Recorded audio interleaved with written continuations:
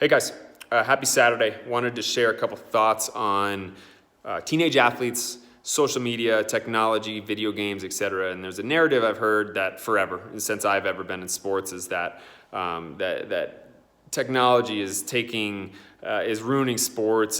Kids aren't dedicated, they're not going to be successful, etc., etc. And it's just happens over and over again, and it's wrong over and over again. And what I'm hearing is usually from a coach who absolutely loves the sport. And usually a coach became a coach because they had a huge passion for what they were doing, for getting better. Maybe they didn't make a team and it sparked them to work so hard that they became the best player, moved on to college, whatever it was. There's usually a narrative behind why a coach is there.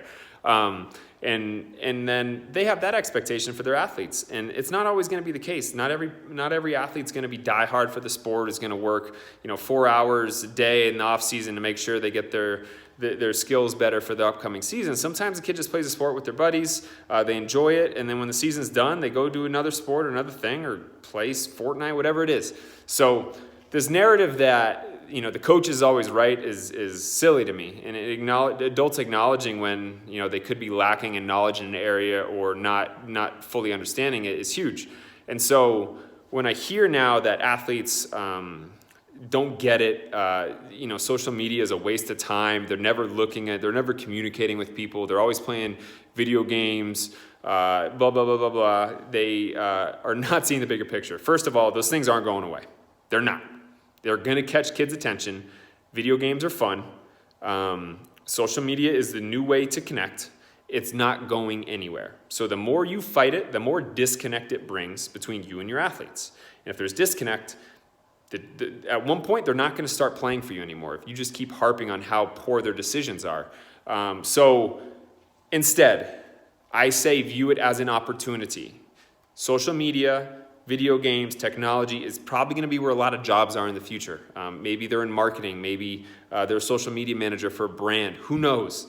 Instead, use this as an opportunity to teach them or to learn and create content with social media, playing video games, where maybe it's to drive fans to your game. Maybe it's creating highlights for college, where they want to get recruited. And social media is a good way to get attention. That's where everybody's looking. So using that to their advantage, teaching them a skill set that they might actually need in the future. Video games, who knows if these kids end up playing on an esports league or working for an esports league, because that's coming. And it's going to be more popular than a lot of sports we watch on TV now. And anybody over probably 30, 35 doesn't get that, but it's coming. And so the faster you acknowledge that, the more you're going to be able to connect and understand it. And then the last part is, let's say something is destructive. Let's say they're playing Fortnite 6 hours a night, and they're getting bad grades. They're going to fail this. They're having a hard time with their parents because of it.